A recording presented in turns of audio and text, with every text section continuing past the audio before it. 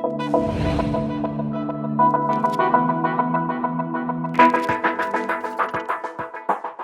and welcome to BloombergQuint. This is our special presentation on MSME Day, Roadmap to Recovery and Renewed Growth. I am very delighted to have a special guest, Mr. Krishnamurthy Subramanian, Chief Economic Advisor with the Finance Ministry, to discuss the roadmap ahead and what are the challenges MSME is facing and how to, what kind of outlook he sees post second surge. Thank you for your time, Mr. Subramanian. Namaskar, Sanjay ji. So I promise that I will try not to be pessimist, and then you also have to promise that you won't be overconfident. So we have to be realistic. I have never been overconfident. Okay, that's not an attribute that I possess. Interesting you say that. So first I want your overview on the current situation. Where are we in terms of economic outlook? Before I respond to that, Sanjay ji, let me just mention, based on research, if you go and read Daniel Kahneman's book, Thinking Fast, Thinking Slow, he talks about two important behavioral biases that humans suffer from. One, when the period of uncertainty is very high, even a balanced assessment, which is what I always offer, looks optimistic or, in your words, overconfident, number one. And number two, most of us have this tendency to suffer from saliency bias, which is that the most recent observation, we end up putting a lot of weight on rather than looking at the trend. So when you put the two together, what actually is balanced assessments, which have indeed come true, like for instance, I'd mentioned the V-shaped recovery, may look, may have other words like overconfident, etc. for you, and may be interesting as well, but that is not the case. I actually give balanced assessments, using very careful analysis of data. My office tracks almost 60 high frequency indicators based on which I give out these assessments. Definitely. So I think that perspective is incredibly important, and therefore I took the opportunity to clarify. As for the as for the economy, if you recall, when I had presented on the annual GDP numbers, and the monthly economic report that has come, which I'm sure many of you in Bloomberg would have definitely taken a look. The first thing to mention is that there is been indeed a V-shaped recovery in the GDP numbers and several high frequency indicators in the second half of the last financial year. Something that we had mentioned when the first quarter numbers had come, when the 24% decline had happened, number one. Number two, the effect of the second wave of the pandemic, will be felt, but the impact is not likely to be very large. We had assessed early April a couple of scenarios. One of the scenarios was where the peak of the pandemic in terms of the new infections were expected to hit by mid-May. We actually transpired on 8th of May, and since then there has been a decline. So in that situation, we assess that the impact on will not be very large, particularly because the restrictions have been localized, have been heterogeneous, and have been asynchronous in terms of the timing. And for instance, in the month of April, the states where there were restrictions accounted for around only 30% of overall nation's GDP. In the month of May, of course, the restrictions have been much higher, and that was reflected in the high frequency indicators as well. But over the last couple of weeks, and especially last 10 days of May, these numbers have started actually going up after having hitting the trough. I'm talking about power, power consumption, e-way-bills, etc., even on a year-on-year basis, adjusting for seasonality. So the recovery seems to be happening. Overall, if I assess the recovery that was happening, in the second half of the previous year, that momentum, some of the momentum got affected because of the second wave. But as restrictions are coming off, and the fact that the pace of decline of the second wave has been as rapid as the rise itself, and again, this is not optimism, actual data, when you take those into account, restrictions actually are coming down. As a result, economic activity should definitely start increasing. We've seen in Delhi, for instance, today the restrictions being eased a lot. So I think the recovery should happen and should gather steam in the month of July. Right. You are absolutely right when you talk about these sentiments, but with the first surge, there was a hope that we are going back, and we came back very nicely. In the second surge, more than the economic data, the sentiment, you are right, is playing a big role. So you look at the consumer confidence index, or you look at the business confidence index. So do you think in the second surge and possible variants of Delta or whichever variant it is, the sentiment will keep the people waiting and not really going for big investment, not for consumption? I will try to save my money. So, to answer this, Sanjay ji, I think it's important to again look at the data. So let's unpack the fourth quarter numbers. Not just look at the top line, but try and actually look at some analysis of the details of these numbers.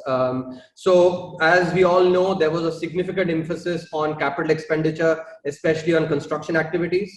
That was reflected in construction sector growing by 15%, about 15% in the fourth quarter, number one. Number two, if you look at the proportion of gross fixed capital formation to GDP, the ratio of that at 34% was almost a 24-quarter high. 24-quarter high. And so, and that is basically the investment. If you look at post-September, manufacturing PMI continued to be in expansionary phase consistently and hitting 7-8-year highs. Even, in the month of, during the second wave as well, while the PMI has come down for sure, it still continues to be in expansionary phase. Above 50 is expansionary. So that's the second aspect that you must keep in mind. So when you look at the fact that, number one, the push on CapEx, it had an impact on investment. Not only that, let's understand the positive spillovers that were created for two important parameters, which we're actually, focusing on. One is consumption. After having declined significantly in the 3 quarters, the consumption grew by 2.7% in the fourth quarter, number one. Number two, if you look at the contact sensitive sectors, travel, tourism, etc., after having declined significantly, even more than consumption, the demand having gone down significantly, it declined only by 2.3% in the in the fourth quarter. Now, what are the important takeaways here? One, that up until March, the fear of the pandemic had receded significantly, and people had resumed their normal life. In fact, as it turned out, that I think also proved to be costly. It actually did contribute to the second wave. But the important takeaway from the economic perspective was that the decline in the fear aspect of the pandemic led to a lot more demand in these sectors. I think so that based on that learning, we can again now look forward that the most important aspect, therefore, is vaccination. Because as we get vaccinated more and more, and there is a lot of evidence now that is coming that the first dose and especially the second dose is making a significant impact on actually the likelihood of the infection being not as strong. So the uncertainty of a third wave can be reduced significantly by vaccination, proceeding on vaccination significantly, and front loading the capital expenditure, which is what the Honorable Finance Minister has announced. And she's, the ministry is also working with public sector firms and other ministries to front load the capital expenditure that has been, has been projected in the budget. So the combination of vaccination and capex, which actually saw, the positive effects in Q4, which is your decline in the, in the fear of the pandemic, which vaccination can bring, and capital expenditure, which actually led to the positive impact through the front loading. There is no reason why the same cannot be repeated again. So, as we've seen, I think both the philosophy and the evidence of that philosophy working on the ground, I think provides us enough, assurance that the same thing should work again. नहीं, बिल्कुल आप सही कह रहे हैं कि vaccination का इस बार इकोनॉमिक रिकवरी से बिल्कुल डायरेक्ट कोरिलेशन हो गया है, और कैपेक्स पे ऑब्वियसली सरकार वो सब कुछ करेगी जो करना जरूरी होगा। लेकिन अपना जो टोटल जीडीपी है उसमें सिर्फ कैपेक्स उस ग्रोथ को डिलीवर नहीं कर पाएगा जो ग्रोथ आप लोग टारगेट कर रहे हैं हम सब लोगों के लिए, कि ये ग्रोथ हमको अगर 10% भी बोल लें इस वक्त हम लोग, तो उसके लिए कंजम्पशन को बूस्ट करने के लिए दो पार्ट में मैं आपसे समझना चाहता हूँ, खास करके एमएसएमई के पर्सपेक्टिव से, कि स्टिमुलस की बात अपन बाद में करें, पहले तो सपोर्ट क्या दिया जा सकता है इमीडिएट स्टेप्स के तौर पर, इस पे आप अपना थॉट प्रोसेस बताएं। इसमें देखिए संजय जी, पहले हम ये ध्यान रखें कि जो बजट आया था जिसमें कि 2.5% जीडीपी के अनुपात में जो कैपिटल एक्सपेंडिचर है उसका प्रावधान किया गया है बजट में। और मैं इसलिए कह रहा हूं क्योंकि आप जो 10% की बात कर रहे थे, यदि आप जो NIPFP है और बाकी जितना भी लोगों ने शोध किया है उससे आप देखें तो मल्टीप्लायर जो कहते हैं, फिस्कल मल्टीप्लायर, जब आप रेवेन्यू स्पेंडिंग करते हैं तो मल्टीप्लायर आपका कुछ भी नहीं होता, लेकिन जब आप कैपिटल स्पेंडिंग करते हैं तो उसका मल्टीप्लायर 2.5 होता है उसी साल में। तो यानी कि आप 2.5% जीडीपी के अनुपात में जो हमने कैपिटल एक्सपेंडिचर लिया है उसको आप 2.5 से यदि गुना करें तो 6.25% आता है उसमें। तो 10% जो बढ़ोतरी की हमने बात की है उसमें से 6% तो आपका सिर्फ कैपिटल एक्सपेंडिचर से आ सकता है। तो इसीलिए जो आप कह रहे हैं, और ये मैं एक्चुअली आंकड़ों से बताना चाहता हूं, दर्शाना चाहता हूं कि इसमें हम लोगों ने एक्चुअली बहुत विश्वास से आंकड़े बनाए हैं और काफी विश्लेषण करके आंकड़े बनाए हैं। यदि आपका 5 से 6% सिर्फ आपका यदि निवेश से आ सकता है, 10% की जो जीडीपी ग्रोथ है, बाकी तो कंजम्पशन में आ ही सकती है, क्योंकि जैसे मैं पहले भी कह रहा था, मैन्युफैक्चरिंग सेक्टर में सितंबर के महीने से एक्चुअली पीएमआई आपका काफी अच्छा रहा है। दूसरी बात मैं बताऊंगा, जिस तरह आप जीएसटी के आंकड़े देखें, 1,40,000 से ऊपर अप्रैल के महीने में आया। उसके बाद लॉकडाउन होने के बावजूद, रेस्ट्रिक्शन होने के बावजूद अप्रैल के महीने में 1 लाख करोड़ से ज्यादा आया। और ये इसलिए महत्वपूर्ण है क्योंकि बातें जो भी हम करें, लेकिन जो आंकड़े आते हैं कंजम्पशन के, जो आंकड़े हैं वो कंजम्पशन टैक्स के हैं, जीएसटी कंजम्पशन टैक्स के हैं। तो जो हम अर्थशास्त्री बोलते हैं revealed preference, it's actually revealed preference. Even indicators like PMI etc are survey based, while taxes are actual revealed preference of consumption. So I think the fact that जो GST के आंकड़े आपके आए हैं, जिस तरह एडवांस टैक्स के आंकड़े आज उनका उल्लेख भी है, यदि आप देखें तो ये सब एक्चुअली दर्शाते हैं कि जो रिकवरी की हम बात कर रहे थे वो रिकवरी एक्चुअली आया था और दूसरे वेव के कारण उसमें थोड़ा असर पड़ा है, लेकिन दोबारा वही एक्चुअली जब आपके रेस्ट्रिक्शंस कम होंगे तो रिकवरी दोबारा आ सकती है। जो हमने किया था वही एक्चुअली दोबारा भी हो सकता है, इसमें कोई दोहराए नहीं है। तो मैं मूलतः ये कहना चाहता हूं कि जो भी मैं बता रहा हूं आपको सारे आंकड़ों के साथ, विश्लेषण के साथ और इसीलिए विश्वास के साथ बतला रहा हूं। बिल्कुल, एमएसएमईज पर अगर फोकस करें, क्योंकि उनकी बात हम लोगों को मालूम है कि बहुत क्रिटिकल सेक्टर है हमारा, लेकिन जितना मिलना चाहिए जब सरकार की पॉलिसीज बनती हैं तो उसमें कहीं ऐसा लगता है कि होलिस्टिक तरीके से हमने एड्रेस किया है कि नहीं किया। एग्जांपल के लिए कि अभी क्रेडिट गारंटी वगैरह तो आई है, लेकिन ये लोग पैसा ही नहीं उठा रहे हैं बैंक से। किस तरीके से एमएसएमईज को बिल्कुल जोर से वापस लौटें, क्या करना चाहिए? देखिए, इसमें तो मैं साफ बताऊंगा कि जिस तरह आपने प्रश्न पूछा है वो एक्चुअली उससे मेरा जो आंकलन है वो मेल नहीं खाता। क्योंकि जो अभी यदि आप देखें तो पिछले 2-2.5 साल में जितने हमने कदम लिए हैं, ये सारे जो आपके एमएसएमईज हैं उन पे केंद्रित रहे हैं। जो आपकी जो क्रेडिट स्कीम जो बात कर रहे हैं, क्रेडिट स्कीम काफी उसमें काफी पैसा उठाया गया है, उसमें हम जो आंकड़े देख रहे हैं उसमें वो हमने एमएसएमईज के लिए लाया।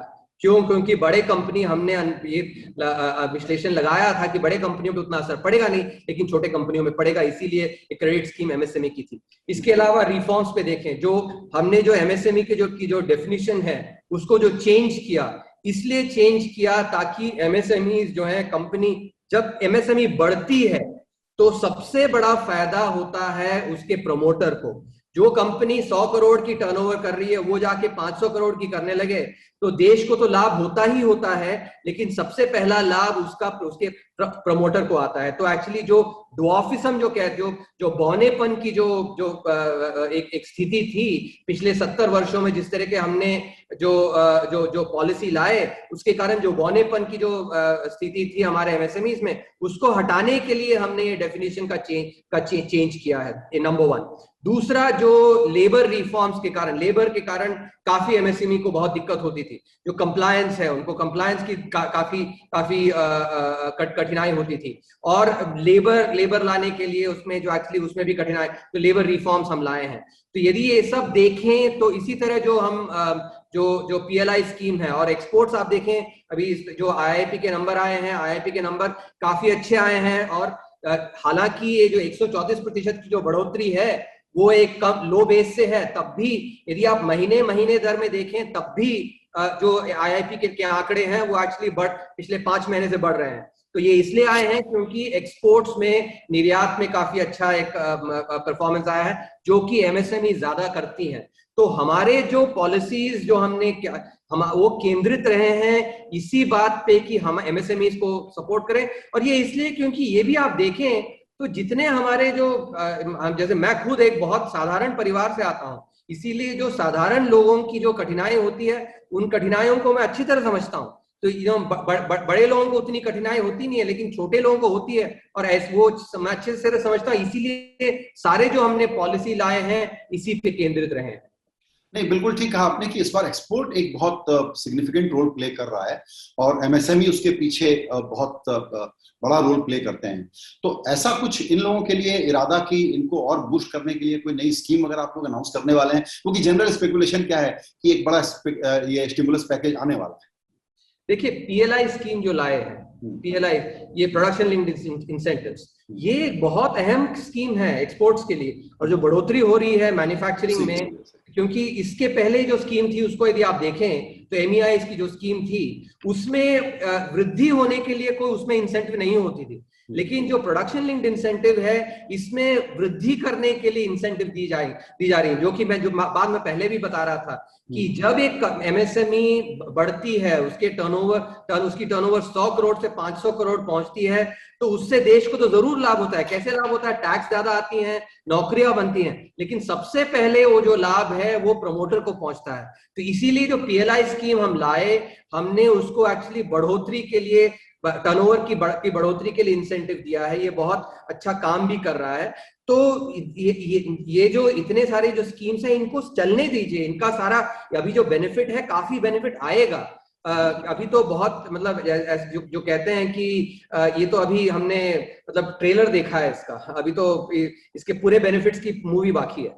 Interesting, very interesting. एक जो ओपिनियन कुछ इकोनॉमिस्ट लोगों का आ रहा है कि इस बार जो फियर फैक्टर है, जो अनसर्टेनिटी है, और जो जॉब लॉसेस हुए हैं उसके कारण, और इस बार क्या हुआ है कि जो कंज्यूमिंग क्लास है ना, अपने बड़े शहरों वाला, जिनके पास थोड़ा खर्च करने को ज्यादा है, उन पे ज्यादा हुआ है। तो कुछ लोग सजेस्ट करते हैं कि पेरोल प्रोटेक्शन, और गरीबों को पेरोल प्रोटेक्शन क्यों? ताकि जॉब लॉसेस ना हो, और गरीबों को डायरेक्ट कैश ट्रांसफर, इस पे जोर लगाएं ताकि डिमांड हो, ताकि इन्वेस्टमेंट का चक्र चले। आप इस रेमेडी को सही मानेंगे, इस रूट को सही मानेंगे? देखिए, इसमें एक दो चीजें समझनी बहुत जरूरी है। पहले तो कि पहले बाकी आप जो विकसित देशों में देखते हैं, विकसित देश में पब्लिक डिस्ट्रीब्यूशन सिस्टम नहीं है, ठीक है।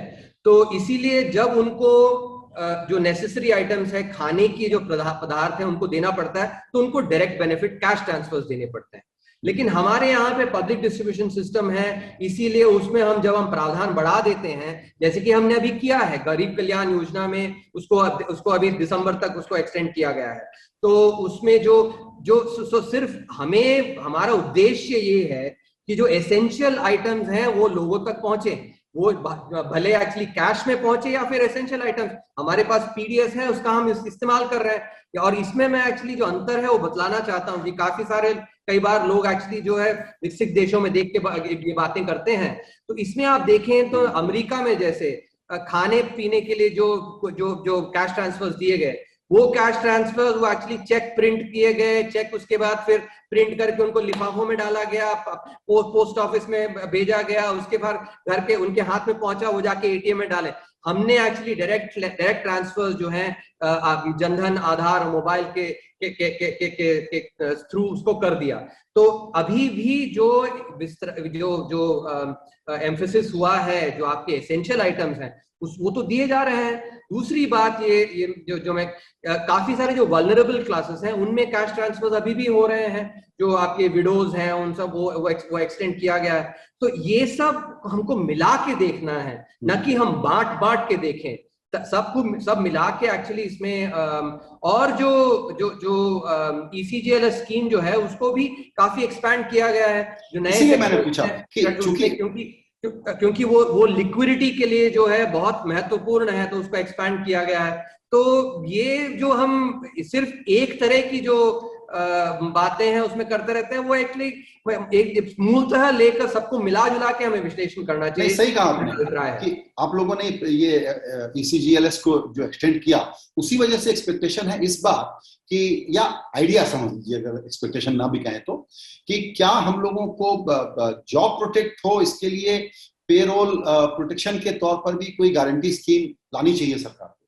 देखिए इसमें पिछले साल अक्टूबर के महीने में हमने एक स्कीम लाया था जो वेज सब्सिडी स्कीम। तो जो फॉर्मल सेक्टर में प्रोविडेंट फंड के जो भरपाई करते हैं एम्प्लॉयर, उसको सरकार खुद भर रही है, और लोगों को एक्चुअली रोजगार और बनाने के लिए उसमें भी एक स्कीम लाई गई थी जो वेज सब्सिडी स्कीम। तो इस तरह के प्रावधान लाए गए हैं काफी, और उससे हम जो आंकड़े देख रहे हैं उससे फायदे आए भी हैं। तो ऐसी बात नहीं है कि सिर्फ कैश ट्रांसफर जो भी किए गए हैं, लेकिन हमारे पास जो हमारे प्रावधान हैं, जो आपकी पीडीएस स्कीम है और जो बैंकिंग सेक्टर क्योंकि हमारे पब्लिक सेक्टर बैंक्स काफी दूर दराज तक पहुंचते हैं, तो उनसे जब बैंकिंग सेक्टर के थ्रू जब करते हैं तो उससे असर ज्यादा बेहतर पड़ता है लिक्विडिटी पे, क्योंकि ऐसे समय में लिक्विडिटी काफी महत्व रखती है कंपनियों के लिए। जी बिल्कुल, आपने लिक्विडिटी का जिक्र किया कि उसकी अवेलेबिलिटी तो है, और आपने बताया भी कि सरकार किस तरीके से कैपेक्स को बूस्ट करेगी। इस पूरी पिक्चर में प्राइवेट इन्वेस्टमेंट को बढ़ावा देने के लिए कोई खास जरूरत इस वक्त आपको नहीं लगती, या प्रायोरिटीज के नाते आपको लगता है कि ये भी अपने आप ही हो जाएगा, तो सरकार को कुछ करने की जरूरत नहीं? ये दोबारा एक्चुअली मैंने इस पे जवाब दिया है। जो मैं कह रहा था, जो Q4 में फोर्थ क्वार्टर में जो gross fix capital formation GDP के अनुपात में 34% जो पहुंचा, वो 34% जो कि करीब 24 क्वार्टर में काफी उच्च लेवल पे पहुंचा, वो 34% में ऑब्वियसली इंफ्रास्ट्रक्चर स्पेंडिंग जो सरकार ने किया है, कैपेक्स, उसका जरूर योगदान रहा है, लेकिन प्राइवेट इन्वेस्टमेंट का भी काफी योगदान रहा है उसमें। और कैपिटल जो प्राइवेट इन्वेस्टमेंट है वो तब आती है जब इंफ्रास्ट्रक्चर स्पेंडिंग होती है, क्योंकि जो इकोनॉमिस्ट कहते हैं crowding in, infrastructure has this potential to crowd in private investment, and that is why we've emphasized on the capital expenditure. तो प्राइवेट इन्वेस्टमेंट जरूर काफी उसमें अच्छा एक बढ़ोतरी आई है। पिछले 2 महीने में, अप्रैल और मई में, चूंकि आपकी जो सेकेंड वेव आई थी उसमें थोड़ी सी रोक लगी है, लेकिन मुझे लगता है कि जैसे फोर्थ क्वार्टर में हुआ था वैसे ही आगे चल के, क्योंकि हम कैपेक्स को फ्रंट लोड करना चाहते हैं और उसका एक्चुअली हम प्रावधान भी कर रहे हैं, तो इसलिए प्राइवेट इन्वेस्टमेंट जैसे कि फोर्थ क्वार्टर में हुआ था वैसे आगे चल के भी होना चाहिए। जी बिल्कुल। एक सवाल और, अभी जो नंबर्स आप ट्रैक करते हैं और जो ट्रेंड है उसको देखते हुए, क्या इन्फ्लेशन का रिस्क मैनेजेबल रहेगा या थोड़ा सा वो एक कंसर्न का इशू? देखिए इसमें 2 पहलू हैं जिसपे हमें, और ये पहलू थोड़े विपरीत हैं, इसलिए मैं उसमें थोड़ा रोशनी डालना चाहता हूं। एक आपका WPI इन्फ्लेशन और दूसरा आपका CPI इन्फ्लेशन। तो तो WPI इन्फ्लेशन जो कि होलसेल प्राइस है, जो होलसेलर का है, उसमें एक्चुअली आंकड़े जो आ रहे हैं वो काफी ज्यादा आ रहे हैं। करीब जैसे 10% था और अभी करीब 11% वैसा आया है। तो इसमें एक आध दो मैं थोड़ी विशेष टिप्पणी करना चाहता हूँ। एक ये कि ये जो WPI इन्फ्लेशन है ये काफी कम बेस से आ रहा है, क्योंकि पिछले साल इस समय जब WPI था या तो नेगेटिव टेरिटरी में था या कि मार्जिनली पॉजिटिव, 1% से भी कम था। दूसरा, जो पिछले साल इस समय में चूंकि लॉकडाउन थी तो डेटा उतना अच्छा नहीं आ पाया, तो इसमें थोड़ी सी वो एस्पेक्ट भी है जिसको हमें ध्यान में रखना है।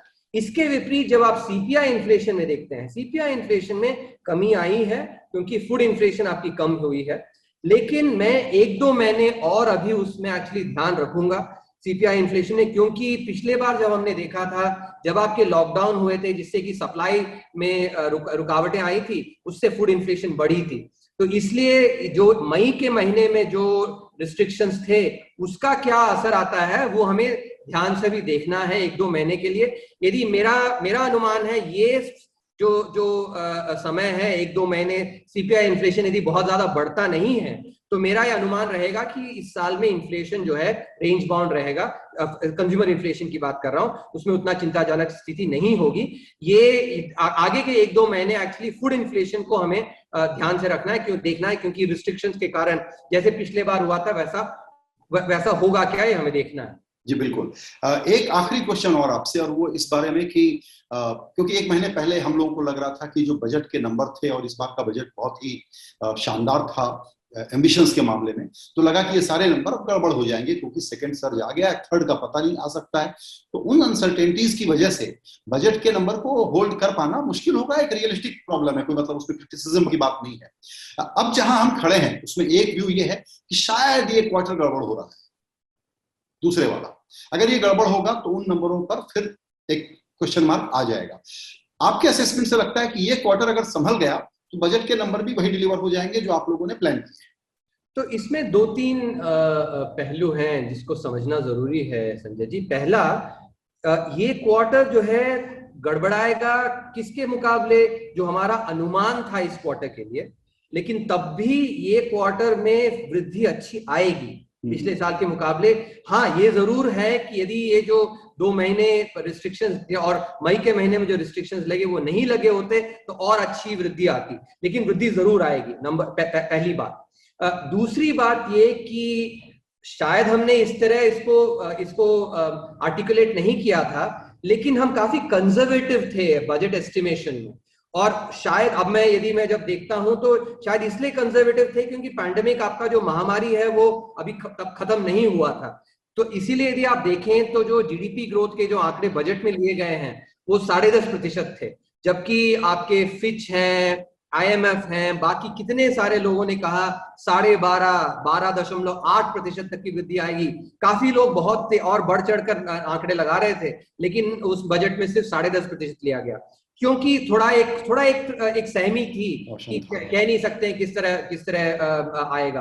तो वो एक्चुअली अभी जब देखें तो उसके कारण थोड़ा हेडरूम अभी मिला है। दूसरा और तीसरी बात, जैसे मैं कह रहा था कि पहले भी मैंने कहा, जो दूसरा वेव आया है क्योंकि रिस्ट्रिक्शंस आपके साथ एक साथ नहीं लगे हैं। अब अप्रैल के महीने में जो इफेक्ट आया उतना ज्यादा नहीं है, मई में थोड़ा ज्यादा होगा अप्रैल के मुकाबले, लेकिन फिर भी ये 2 महीने में मुझे लगता है इसके आगे अभी रिस्ट्रिक्शंस कम हो जाएंगे, तो आगे चल के जो है इसमें तेजी आनी चाहिए। और ये भी आप देखें तो टैक्स के जो आंकड़े आ रहे हैं, जो आपके इनडायरेक्ट टैक्स के, डायरेक्ट टैक्सेस के आंकड़े आ रहे हैं, ये एनकरेजिंग है अभी एक्चुअली। तो इसीलिए मुझे नहीं लगता कि ऐसा कि जो बजट की जो अरिथमेटिक है उसमें कोई बहुत ज्यादा बदलाव की जरूरत पड़ेगी। ये आई थिंक दूसरे क्वार्टर में जो 2 महीने, पिछले 2 महीने में जो पैंडेमिक सेकेंड वेव आया उसके कारण थोड़ा असर पड़ेगा, लेकिन ग्रोथ पे थोड़ा असर पड़ेगा, लेकिन मुझे नहीं लगता फिस्कल अरिथमेटिक वगैरह पे बहुत ज्यादा असर पड़ेगा इसका। बिल्कुल, बहुत ही एप्ट तरीके से आपने समझाया। और मैं सोच रहा था कि मैं इंग्लिश में शिफ्ट होऊंगा आपके साथ, लेकिन आप हिंदी में कंपैरेटिवली ज्यादा फोर्सफुल थे, तो मैंने कहा हिंदी में बातचीत को कंटिन्यू करते हैं। सुब्रमण्यन जी, आपने वक्त निकाला हमारे लिए, आपका बहुत शुक्रिया। नमस्कार।